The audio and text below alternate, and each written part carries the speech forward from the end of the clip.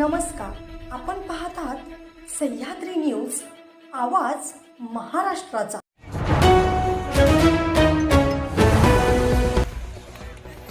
Deekshabhoomi underground पार्किंगचा वाद चिघळला। दीक्षाभूमी परिसरात बौद्ध अनुयायांचे तीव्र आंदोलन। जगभरातील बौद्ध अनुयायांसह तमाम भारतीयांचे श्रद्धास्थान असलेल्या नागपूरच्या दीक्षाभूमी येथील अंडरग्राउंड पार्किंगला वादाचं वळण लागलंय। दीक्षाभूमी परिसरात नागरिकांनी अंडरग्राउंड पार्किंगला कडाडून विरोध दर्शवत परिसरात जाळपोळ केली आहे। दीक्षाभूमी परिसरात मोठ्या संख्येने जमलेल्या संतप्त जमावानं होत असलेल्या विकास कामाच्या साहित्यांची तोडफोड केली आहे, तर इतर विकास कामाला आमचा विरोध नसून केवळ चुकीच्या पद्धतीनं होत असलेल्या अंडरग्राउंड पार्किंगला कडाडून आमचा विरोध असल्याचं मत या आंदोलकांनी बोलताना व्यक्त केलंय। तर दीक्षाभूमी स्मारक समितीने मनमानी करत लोकांना विश्वासात न घेता हे विकास कार्य केल्याचा आरोप ही बौद्ध अनुयायी आंदोलकांनी केलाय।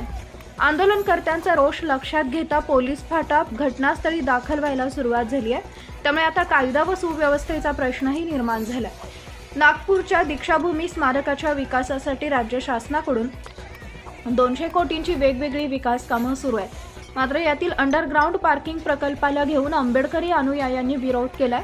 अंडरग्राउंड पार्किंग ही विजयादशमी दिवशी येणाऱ्या लाखो भाविकांच्या सुरक्षेच्या दृष्टीने धोकादायक असल्याने हे काम तात्काळ थांबवावे अशी आंदोलकांची मागणी आहे। तर इतर विकास कामांमध्ये सुरक्षा भिंत, तोरणद्वार, दगडी परिक्रमा पथ, मुख्य स्तूपाची डागडुजी आणि सौंदर्यीकरणाला आंदोलकांचा विरोध नसल्याचं देखील आंदोलकांनी सांगितलंय।